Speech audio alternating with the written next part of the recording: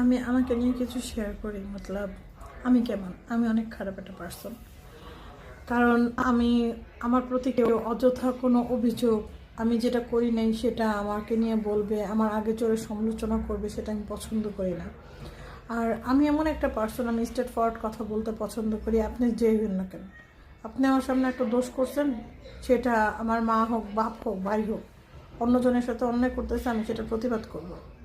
এটা আমার মা বাপ আমাকে দেখতে পারলে পারুক, না পারলে নাই। আমি এমন একটা পার্সন, আমি কখনো কারো কখনো ক্ষতি চিন্তা করি না, ঠিক আছে। আর এটা সবচেয়ে বেশি ঘৃণা করি যে আমার আগে চলে নিয়ে, আমাকে নিয়ে আগে চলে কথা বলাটা।